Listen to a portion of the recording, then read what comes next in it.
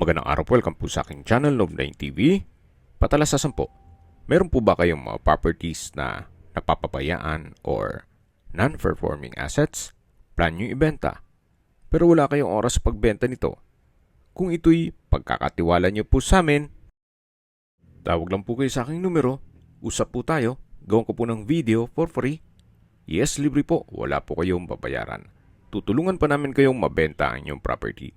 Kami na po bala sa marketing, sa boosting or paid ads. Even sa tripping, hindi na po kayo mapapagod sa pag-entertain ng mga buyers. Kami na po bala sa lahat. Tawag lang po kayo.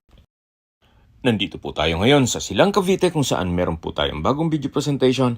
Isang residential farm property na may lot area na 1,450 square meters.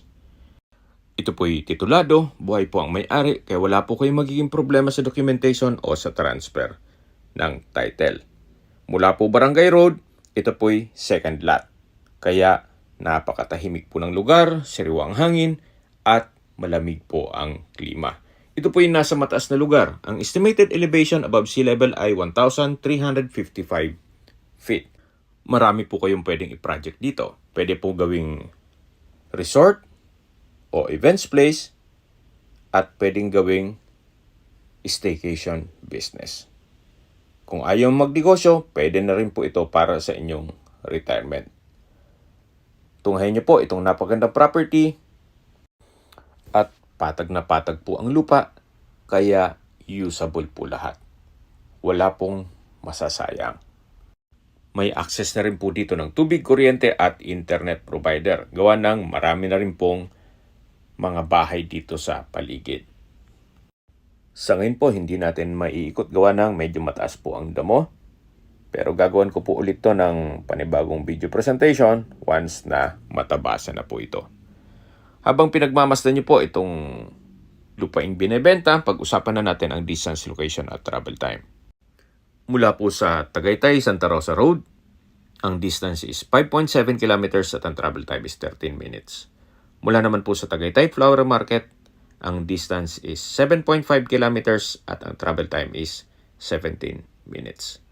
Mula naman po sa Picnic Grove, isa sa pasyalan dito sa Tagaytay at malapit din sa ina ng Laging Saklolo Church, ang distance is 7.9 kilometers at ang travel time is 18 minutes. Mula naman po sa Tagaytay Rotonda, ang distance is 8.7 kilometers at ang travel time is 20 minutes.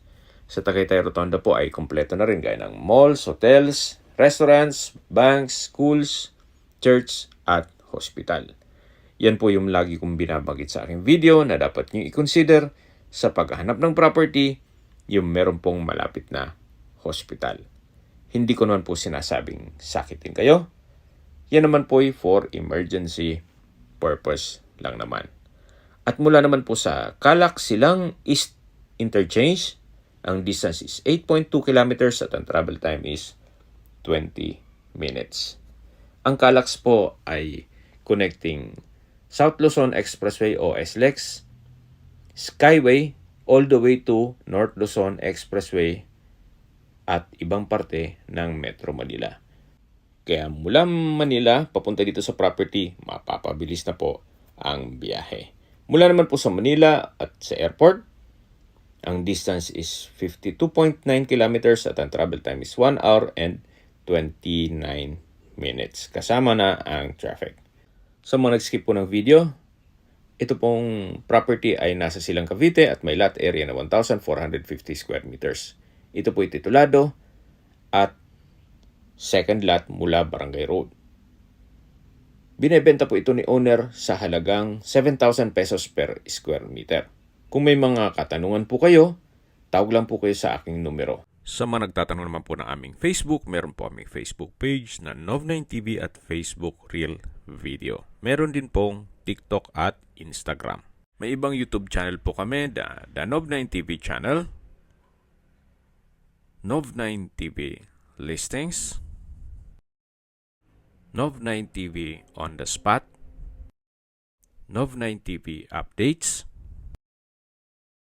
at Nov9 TV House Rental.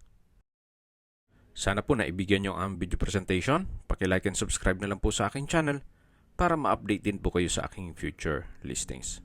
Kung sakali po hanap nyo yung mas malaking sukat ng lupa, meron din po kami ibang listings na pwede nyong pagpilian. Huwag po kayong mag-atubiling tumawag sa amin. Then, let us know your budget para malaman namin kung anong property pwede naming ilog sa inyo. Sa lahat pong viewers, subscriber at nagtiwala po sa amin, salamat po sa suporta. Ingat po kayo lagi at yung pamilya. Maraming salamat po.